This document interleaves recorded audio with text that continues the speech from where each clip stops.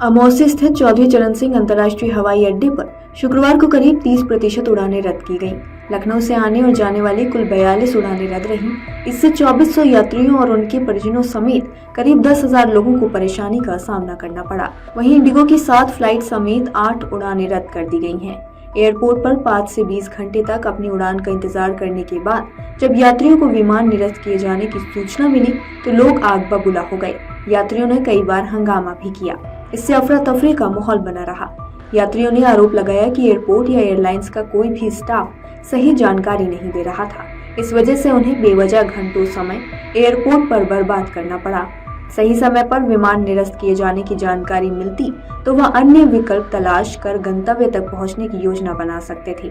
लखनऊ के अमौसी स्थित एयरपोर्ट से कुल 144 फ्लाइटें उड़ान भरती हैं। इसमें से अकेले 65 विमान इंडिगो के बेड़े के हैं जो लखनऊ एयरपोर्ट से ऑपरेट होते हैं। शुक्रवार का दिन इन उड़ानों पर भारी पड़ा। लखनऊ से आने वाली 21 और जाने वाली 21 उड़ान कुल 42 उड़ानें रद्द रहीं।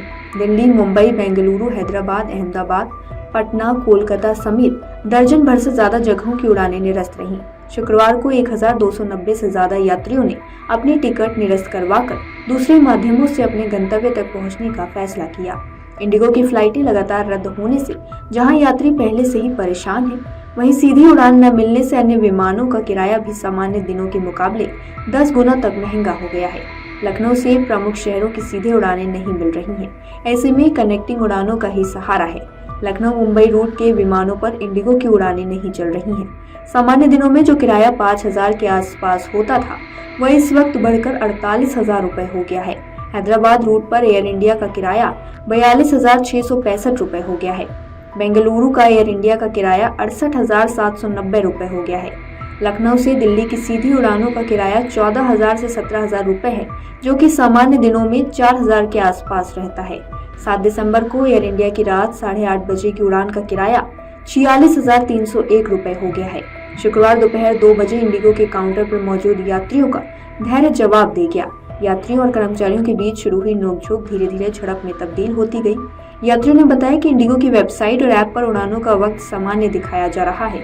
इससे कई यात्री ऑनलाइन बोर्डिंग पास तक निकाल लेते हैं, लेकिन एयरपोर्ट पहुंचने पर डिस्प्ले बोर्ड से पता चला कि उनकी उड़ान रद्द है।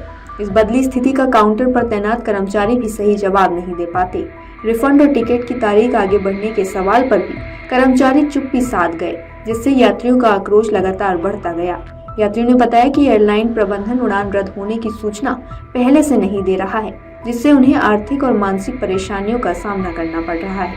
इससे पहले बृहस्पतिवार को भी ऐसी स्थिति आई थी, जब इंडिगो के कई विमान लेट और रद्द होने पर उनकी जानकारी करने यात्री काउंटर पर पहुंचे थे। प्रतापगढ़ के रहने वाले रूपम को पत्नी बीना यादव और 2 बेटियों के साथ लखनऊ से मुंबई होते हुए तंजानिया जाना था। बृहस्पतिवार रात लखनऊ से 9:50 पर मुंबई की फ्लाइट थी और फिर मुंबई से सुबह 5 बजे से तंजानिया के लिए। बृहस्पतिवार को इंडिगो ने बताया कि मुंबई से तंजानिया की फ्लाइट रद्द है, तो उन्होंने मुंबई से तंजानिया की 4.50 लाख रुपए की टिकट दोबारा ली, लेकिन एयरपोर्ट आकर पता चला कि लखनऊ से मुंबई की भी फ्लाइट रद्द है। शुक्रवार दोपहर 2 बजे की फ्लाइट बताई गई, लेकिन उसके बाद वह भी कैंसिल हो गई। इससे वह पिछले 24 घंटे से भी ज्यादा वक्त से मय परिवार एयरपोर्ट पर ही डटे हैं। पुणे के रहने वाले सुभाष रावल 28 नवंबर को अपने बेटे के पेरेंट्स मीट कॉन्फ्रेंस में आए थे। काम निपटा तो बनारस और फिर अयोध्या जी में दर्शन किए।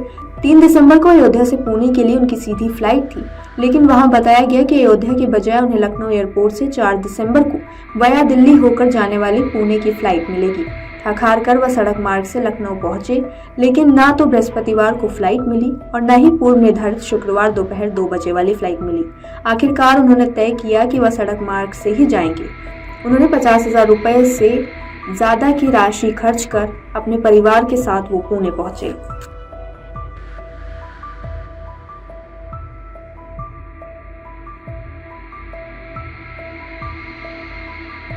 अगर आप ये वीडियो YouTube पर देख रहे हैं तो हमारे चैनल को सब्सक्राइब कर बेल आइकन दबाएं और Facebook पर देख रहे हैं तो हमारे पेज को लाइक करें।